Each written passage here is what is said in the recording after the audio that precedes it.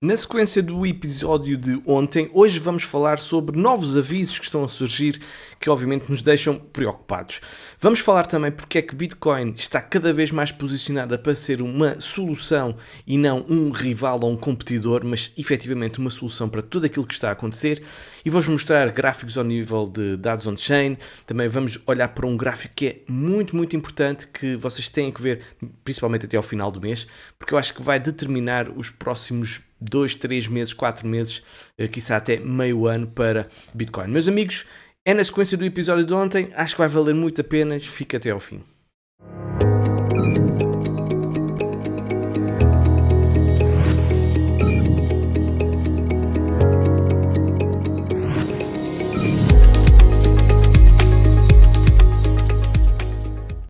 Ora, sejam então bem-vindos a mais um episódio do Alex Crypto. Não é para assustar ninguém, apenas é para dar a realidade das coisas e provar o que é que, para mim, na minha opinião, Bitcoin de facto deve ser algo que deve estar presente nos vossos portfólios como hedge, como solução, como precaução para tudo aquilo que poderá acontecer. Obviamente que isto não é aconselhamento financeiro, isto é apenas uma opinião, não acreditem só por ser um tipo qualquer que está aqui a falar na internet, que vocês devem seguir cegamente, ok? Vocês já sabem isto, mas convém sempre repetir a mensagem. Hoje temos, ou vamos ter novidades por parte do Fed, faltam cerca de 3 horas e 20 para nós sabermos que não vai haver subida das taxas de juros, estou plenamente convencido que não vai haver qualquer subida ao nível das taxas de juros, já que os mercados praticamente apenas 1% acredita que poderemos ter uma subida de 0,25. A grande dúvida, não é dúvida, a grande curiosidade será o discurso do Jerome Powell. Na minha opinião, o que ele vai dizer é que temos de estar atentos, a inflação de facto voltou a subir, acreditamos que as políticas que estamos a fazer vão levar a inflação abaixo dos 2%, mas que vai demorar bastante tempo e vamos controlar os dados para analisar se de facto vale a pena subir ou não as taxas de juros lá mais para a frente. Posso estar completamente enganado, ele pode fazer um discurso completamente diferente, mas é minha previsão e eu acho que ele não quer criar nenhuma histeria no mercado, quer manter o mercado atento, concentrado, digamos assim, mas sem causar nenhum tipo de pânico. E obviamente não acredito que ele vá descer as taxas de juros, tendo em conta que a inflação está a subir. Se ele o fizesse, acho que era a credibilidade dele ia completamente ao charco. Vamos então falar sobre esta notícia.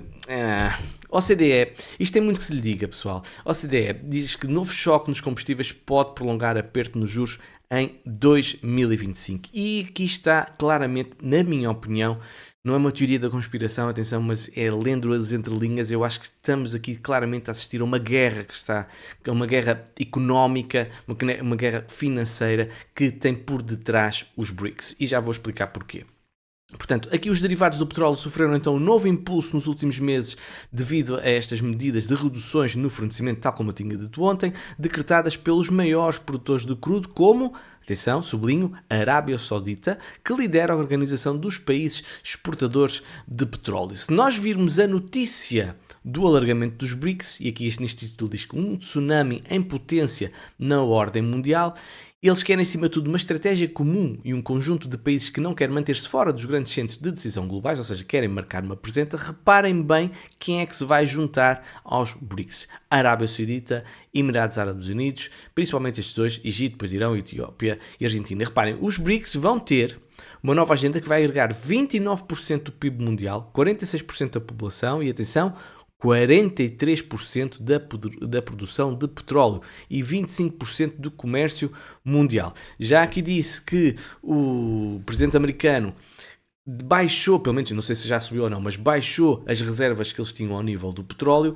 E isto foi visto claramente como uma oportunidade por parte da Arábia Saudita e por parte também dos BRICS. Eles vão, como aqui está a dizer, vão funcionar como uma estratégia comum e se eles querem de facto colocar em stress os Estados Unidos, querem de facto colocar em stress o dólar, querem colocar em stress a Europa, eles querem se afirmar e querem ter peso. Portanto, o que é que vão fazer? Vão obviamente criar stress nestas economias e a forma mais fácil de criar stress é exatamente a nível energético, nomeadamente através do petróleo. Portanto, por causa disso é que está aqui a surgir esta notícia, que o aperto pode-se prolongar além de 2025, porque com o petróleo muito caro, os combustíveis muito caros, tudo fica mais caro e a inflação obviamente fica mais elevada e é mais difícil baixar a inflação e as taxas de juros vão então por esse motivo manterem-se muito mais altas durante muito tempo. Portanto, segundo a organização da OCDE, quando divulgou o novo panorama Outlook Económico Intercalar de setembro, o cenário atual, atenção, sem mais choques nos preços da energia e dos alimentos, sem mais choques, já praticamente garante que o BCE vai manter a taxa de juros diretora nos atuais 4,5% até 2025. Está aqui o gráfico aqui a verde, como vocês estão a ver. Portanto, se nós tivermos um choque ao nível do petróleo, ao nível das energias, isto pode prolongar-se durante bastante tempo. Estamos numa guerra, não tenho a mínima dúvida disto, uma guerra financeira, existe infelizmente uma guerra física que está a ocorrer, que um desses membros, um dos países que está envolvido nessa guerra, pertence também aos BRICS e repito aquilo que disse há pouco. Estratégia comum a um conjunto de países que não quer manter-se fora dos grandes centros de decisão globais. Portanto, meus amigos, as coisas não estão fáceis, não vão estar fáceis nos próximos tempos. Nós somos apenas peões neste jogo sujo e financeiro e egoísta que existe, infelizmente, no nosso pequeno planeta. Vamos então avançar para outra notícia que também não deixa de ser relevante. Reparem bem, neste momento agora vou converter a conversa mais para Bitcoin, mas reparem bem qual é o país que neste momento já está a investir fortemente na mineração de Bitcoin? Os Emirados Árabes Unidos. Reparem bem, isto é um posicionamento estratégico já daquele ativo que poderá ser visto como solução para economias que passam por dificuldades, para pessoas que têm dificuldades, e então aproveitarem-se exatamente para canalizar as energias e o seu capital para Bitcoin. E convém dominar esse sistema. Portanto, não estou a dizer que dominar completamente, porque Bitcoin é altamente descentralizada, mas convém lá molhar o pezinho, como costuma dizer. Portanto, os Emirados Árabes Unidos já estão a posicionar-se ao nível da mineração de BTC e não é inocente, meus amigos, Bitcoin, a hash rate, neste momento atingiu um máximo histórico. Não é por acaso, repito, atenção, não é por acaso que é a primeira vez que nós estamos a ver um bear market em que a taxa de mineração hash rate não para de subir e a uma velocidade astronómica. Isto são claramente grandes players a posicionar-se para conseguirem dominar, ou pelo menos conseguirem ter alguma influência no preço de Bitcoin, num ativo, reparem, que não tem dono, altamente descentralizado e convém ter alguma influência, nem que seja pequena, para algo que não tem dono, ok? Pelo menos tentarmos controlar ou inclinar ou superar a BTC para lá para a esquerda, para a direita, consoante os interesses, obviamente, das pessoas. E isto é estratégico e, na minha opinião, os Estados Unidos estão a dormir à sombrinha, parvinhos de todos, levados pela conversa de uma pessoa que trabalha na SEC, escusa dizer o nome, que estão completamente a passar ao lado do filme. O filme está a passar à frente deles e eles estão com umas palas nos olhos e não estão a ver nada. E vão-se arrepender, meus amigos. E vão-se arrepender. E é por causa disso há quem diga que os BRICS mais tarde ou mais cedo vão conquistar a cota de mercado americana, bem como também a competição que existe na Ásia e tudo mais. Pronto, coisas da vida. Vamos então avançar. Bitcoin está a surpreender no mês de setembro. O mês de setembro é por norma um mês altamente... não é altamente, é um mês negativo. Normalmente Bitcoin tem sempre uma retração. Eu sei, estamos no dia 20, ainda faltam bastantes dias para terminar o mês. E hoje é um dia que poderá haver alguma volatilidade, mas não deixa de ser uma surpresa e é tal coisa. Às vezes ser contrário nestas coisas dá jeito e quem está a apostar numa perspectiva contrária está efetivamente a ter mais sucesso este mês. Portanto, vamos ver se o mês termina assim, mas a regra não quer dizer que não haja uma exceção.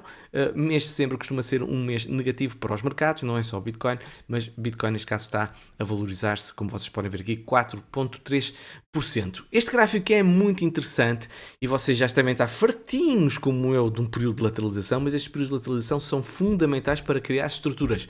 Não existe BTC a 100 mil, 200 mil, whatever, ok? 50 mil, 70 mil, independentemente das opiniões de cada um, se não houver uma estrutura base que o suporte. É como construir uma casa, meus amigos.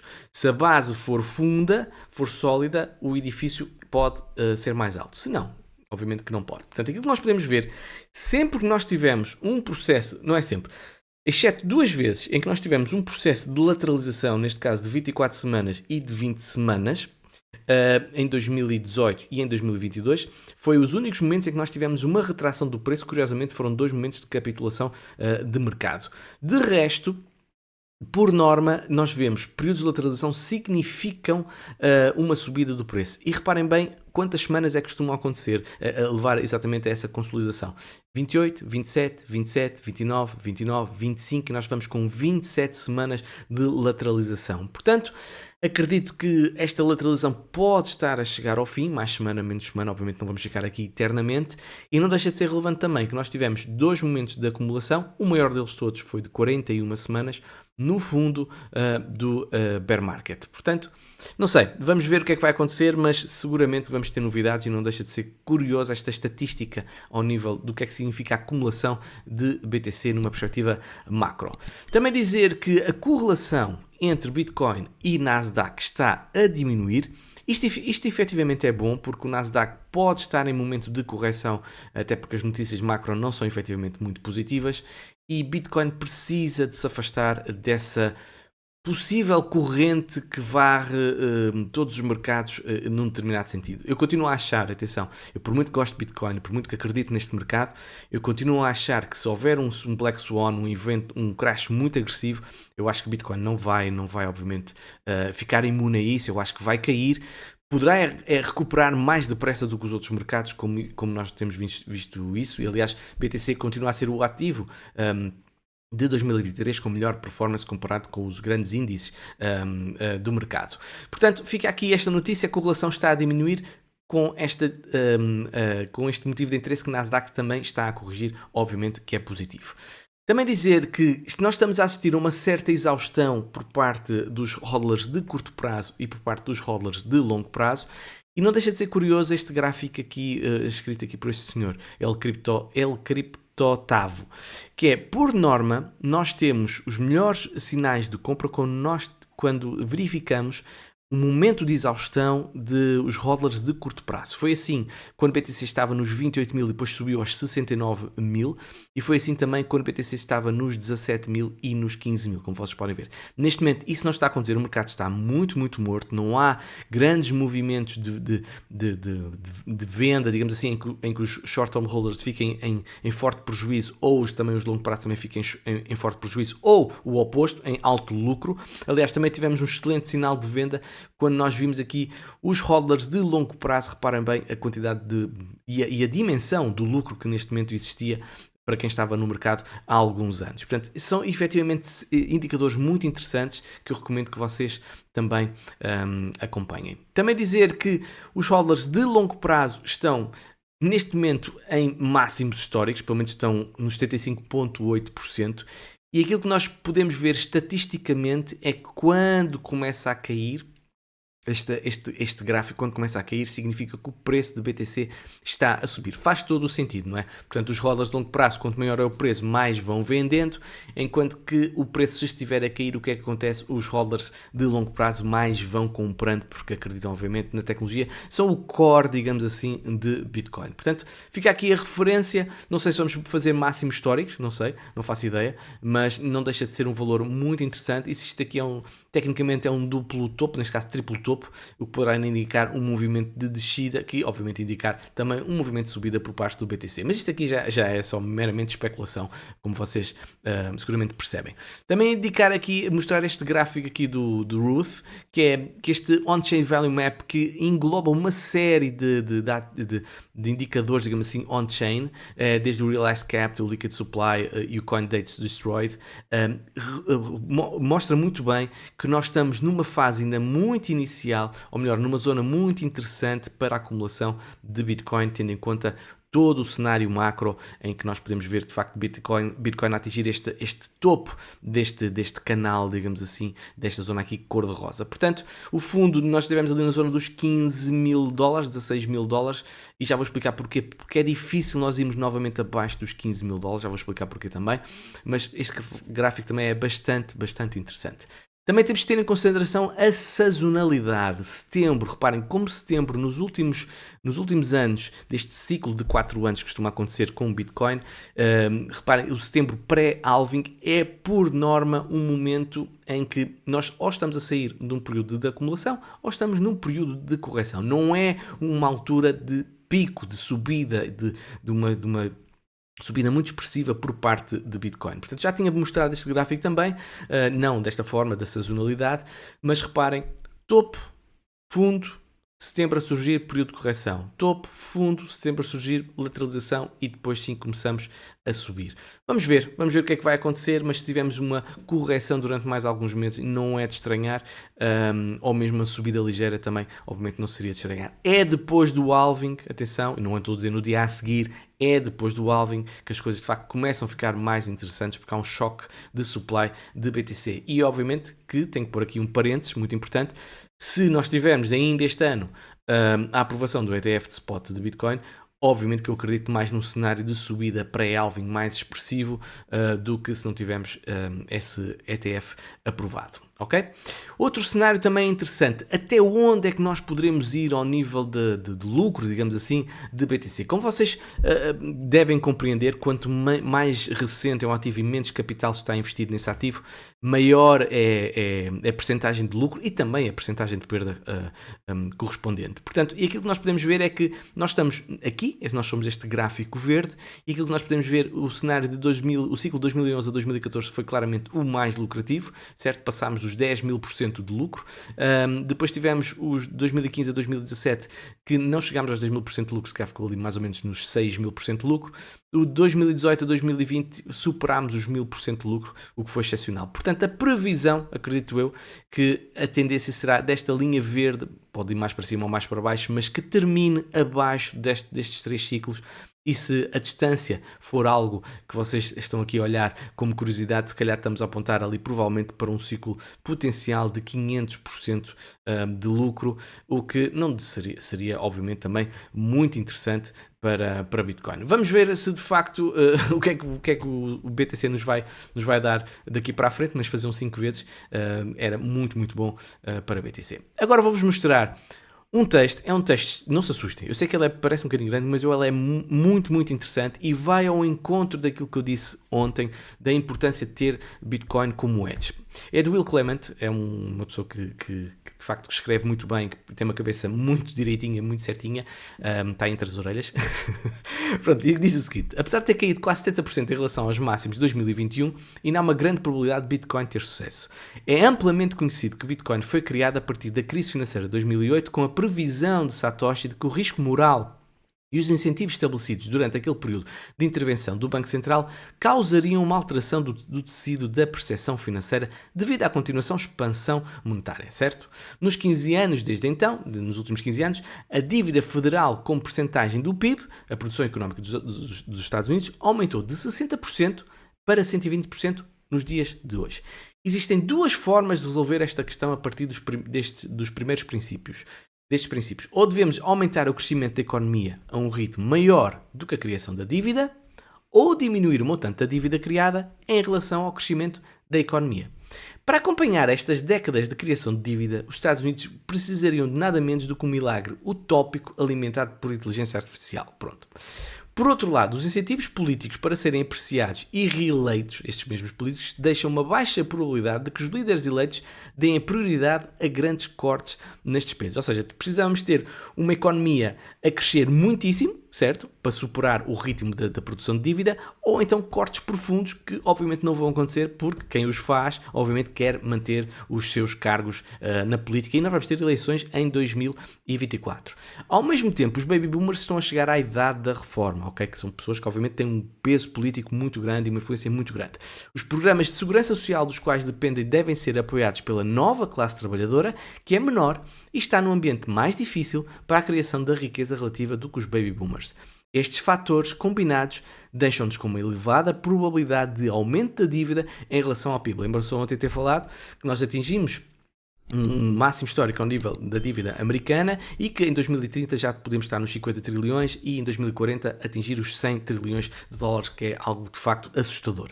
Assim, Qual é a solução? Assim como a dívida a crescer em relação à produção da nossa economia, como será o serviço da dívida? A resposta é bastante conveniente quando se tem a moeda de reserva global, como os Estados Unidos têm, e obviamente que o que vai acontecer é desvalorização monetária, a desvalorização do dólar.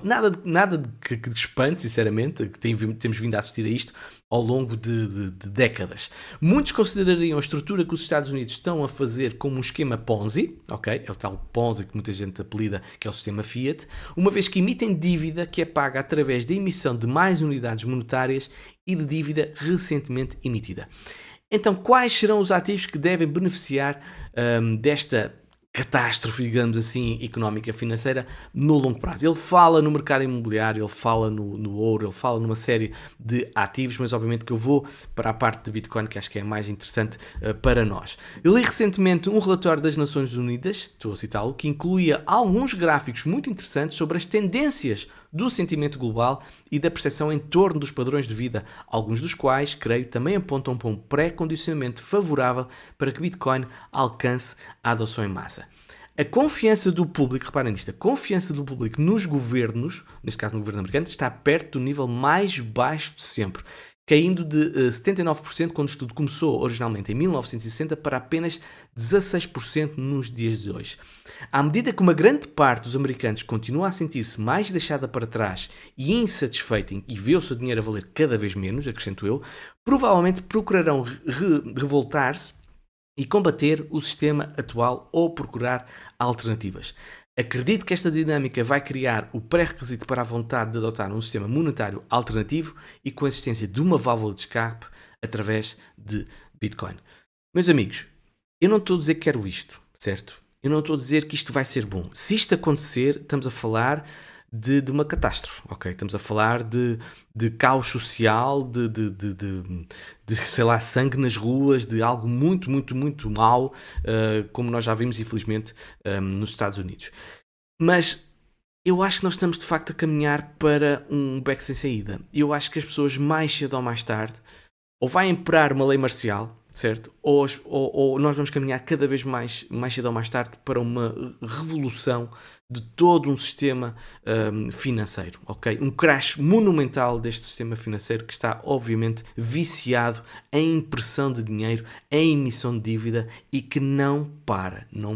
E como eu costumo dizer, estas pessoas que estão a fazer isto são pessoas com uma certa idade já, muito mais velhas, e o último fecha a porta. Eles querem lá saber e estão-se lá pouco lixando para quem cá fica. Muitos deles, se calhar, morrem antes que aconteça aquilo que está aqui a ser dito. Portanto, fica aqui este texto, eu acho que é muito, muito interessante.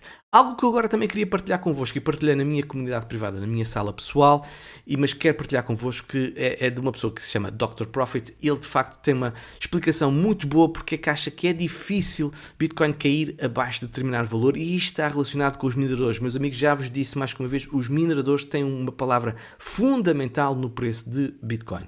Ele diz que Bitcoin abaixo de 16 mil e os mineradores dizem goodbye, dizem adeus. Bitcoin abaixo de 14 mil e a rede é facilmente atacável. Bitcoin abaixo dos 10 mil e Bitcoin fica instável. Bitcoin abaixo de 8 mil e temos a última capitulação dos mineradores. Bitcoin abaixo de 7 mil e qualquer governo pode atacar a rede porque há menos mineradores de facto a trabalhar. E se me perguntarem se é realista ver estes preços enquanto o preço da eletricidade está a subir, ele diz que mesmo com energias renováveis que obviamente alimentam muitas destas fábricas de mineração, ele diz que obviamente que é muito complicado. E também diz que o target abaixo de 6 mil vai de facto desligar uma série de equipamentos e dizer adeus, ou seja, numa outras palavras, tudo for abaixo de 16 mil dólares vai causar um risco muito grande para a estabilidade da rede de Bitcoin. Por causa disso é que é muito difícil ver BTC cair abaixo de determinados valores. Não quer dizer, atenção, que não haja um raio de um dia em que vá 16 mil, 15 mil, 14 mil, 10 mil, 9 mil. Não é por um dia que os mineradores vão desligar as máquinas, mas estou a falar de ser algo continuado, ok? Portanto, este é um texto também, uma postagem muito, muito interessante. Outro motivo pelo qual eu estou bullish em Bitcoin. Nós, antes deste ciclo, nós estávamos a grande dúvida seria a regulamentação ao nível de BTC, e aquilo que nós podemos constatar é que já temos regulamentação Na Europa, seja boa ou má, mas já temos, pelo menos as regras são claras e os mercados querem, acima de tudo, saber quais são as regras do jogo. Temos a Ásia claramente com regras já estipuladas e temos o exemplo de Hong Kong muito recente, a Singapura e outros que tal. Portanto, aquilo que nós estamos a ver é exatamente uma adoção, uma aceitação das criptomoedas. O G20, a cimeira do G20, liderada pela Índia, falou-se muitas vezes em que haveria um ataque às criptomoedas. E é muito interessante ver o que está aqui a surgir. E vemos claramente qual é o medo deles. Pela primeira vez, o Conselho de Estabilidade Financeira e o FMI uniram forças para abordar a regulamentação dos criptoativos, inclui também o FMI, dos criptoativos de forma abrangente, reconhecendo a necessidade de uma perspectiva holística.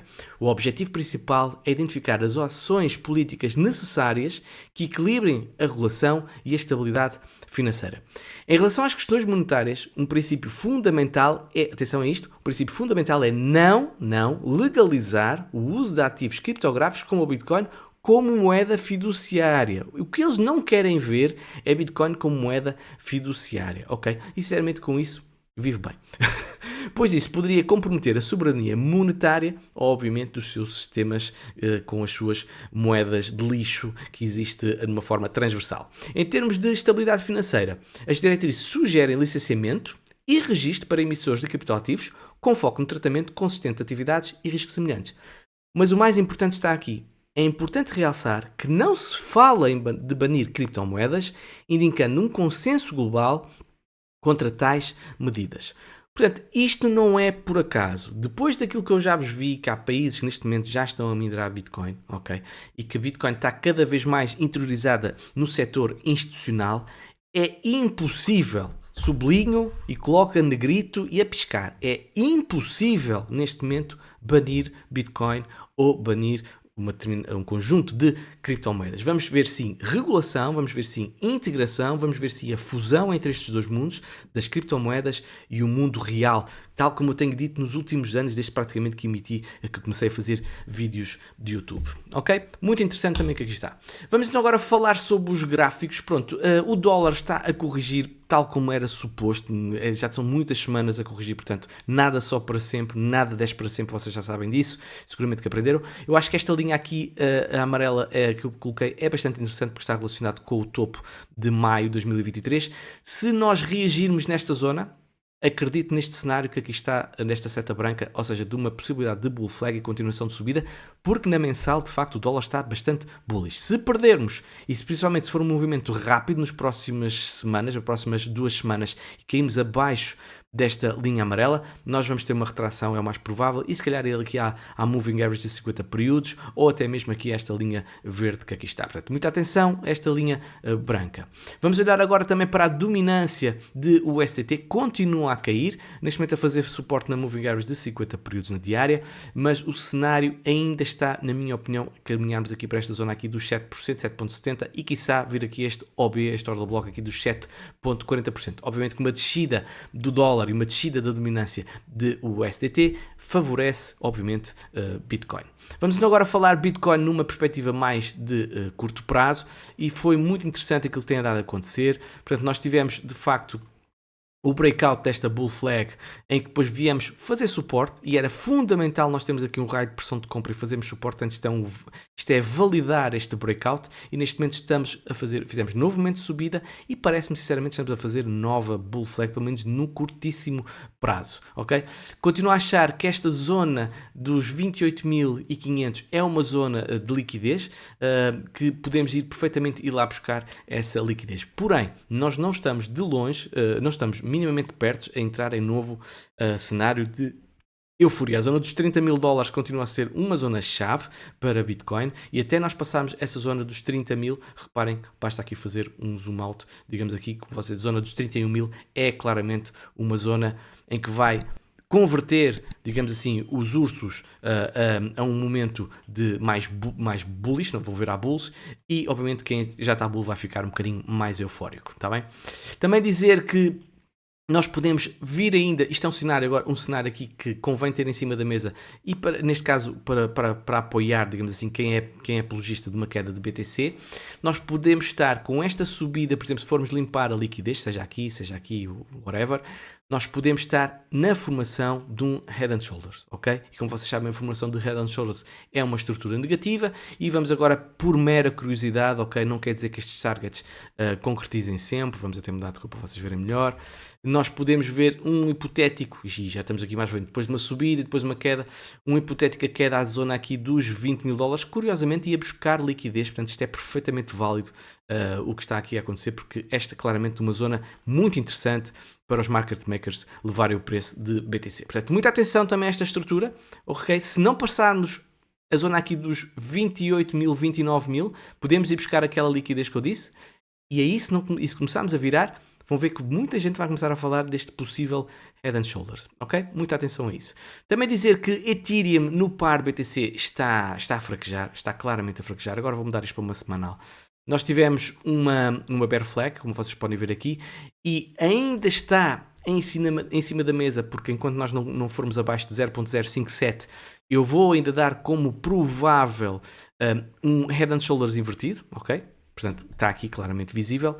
Mas eu acho que há um catalisador que pode levar de facto Ethereum neste par a uma queda muito, muito expressiva, que é a aprovação do ETF de Bitcoin. Eu acho que vai ter um efeito de eucalipto, eu acho que vai haver muito capital a fugir para BTC nessa altura e nós podemos de facto ver o par Ethereum BTC a sofrer e provavelmente vir aqui a estas zonas de mínimos e buscar também aqui esta liquidez no 0.05. Obviamente que na minha opinião será uma boa oportunidade para trade. Se nós tivermos um movimento muito expressivo e rápido, acho que vai ser uma boa oportunidade para trade. O pior é, de facto, se perdemos este triângulo, que já é bastante significativo, já vem desde 2017, portanto, para mim, eu já não considero isto um triângulo bullish ou bearish, para mim é 50-50 o que aqui está, ok? Vamos avançar então para a dominância de Bitcoin. A dominância de Bitcoin está a fazer aquilo que eu tenho pensado, que é levar a dominância a estes valores, e eu acho que vamos ter uma explosão da dominância de BTC se tivermos um ETF de BTC aprovado, e neste momento fizemos um breakout, portanto temos aqui um breakout desta bull flag, o target está na zona aqui dos 55%, não quer dizer que aconteça, atenção, mas para dar maior validade a esta dominância, esta subida desta dominância, eu acho que passarmos esta linha aqui dos 50.74 é bastante interessante. Se nós passarmos para uma mensal, o que é que vocês podem ver aqui? Ok? Baixos mais altos em formação e bull flag neste momento que aparenta um movimento de subida para breakout. E reparem como nós já conquistámos e validámos este movimento aqui dos 47.83%. Por fim, ao nível de análise gráfica, eu acho que é muito, muito interessante o que aqui está na mensal, e aqui vamos olhar para o Total Market Cap, ok? Vamos tirar aqui estas Moving Average. Nós conquistámos, tivemos o bear market bastante expressivo, é que nós passámos de praticamente 3 trilhões de dólares para 730 bilhões de dólares, e nós temos a zona aqui do 1 trilhão de dólares, que é obviamente um valor psicológico, e nós quebramos essa zona, e neste momento estamos simplesmente a fazer um retest, ok? Não há perigo de o mercado entrar num momento de, digamos assim, de fake out que aqui houve, não é? Eu acho que um fake out de vários meses também já nem se considera um fake out, sinceramente, mas eu acho que isto é bastante bullish. Vamos ver, faltam 10 dias e 9 horas. Se nós virmos esta vela verde aqui a surgir como está, é um martelo num baixo de uma tendência, obviamente que é algo bullish, e também podemos ver uma Dragonfly Doji Candle se o corpo da vela for efetivamente mais curtinho. Agora vai ser mais difícil porque já tivemos um movimento de subida. É muito importante validar 1 trilhão de dólares como base, como suporte deste mercado das criptomoedas. Porque se assim for, meus amigos, obviamente podemos então começar a falar outros voos, quiçá, e não vou dizer, porque não faço a mínima ideia, que isto é meramente especulativo. E como o episódio já vai longo, eu não quero deixar de terminar com uma notícia. Enfim, chefe da aplicação de criptografia da SEC alerta sobre mais cobranças chegando às bolsas e DeFi. A narrativa é a mesma, portanto, ataque às criptomoedas. A política é a mesma, que é penalizar, multar, sem antes validar qualquer tipo de legislação, que é completamente absurdo e estúpido, e o que vai acontecer é que o Tribunal depois vai dar razão, pelo menos quem tem capital para combater o SEC em Tribunal, vai ganhar, tal como já aconteceu com o Ripple, tal como já aconteceu com o Grayscale, tal como vai acontecer com o Coinbase, é a minha opinião. Portanto, eu acho que o SEC simplesmente está a gastar dinheiro dos contribuintes de uma forma completamente, digamos assim, não quero ser insultuoso, mas de uma forma primária, digamos assim, que revela uma inclinação claramente pejorativa para a sua economia. Portanto, foi bonito, não é? Mais ou menos, ficou assim, não insultei ninguém, ok? Meus amigos, espero que tenham gostado do episódio. Subscrever o canal, colocar um gosto, partilhar, acho que o episódio foi top, acho que valeu a pena. Beijinhos e abraços e até uma próxima. Tchau, tchau.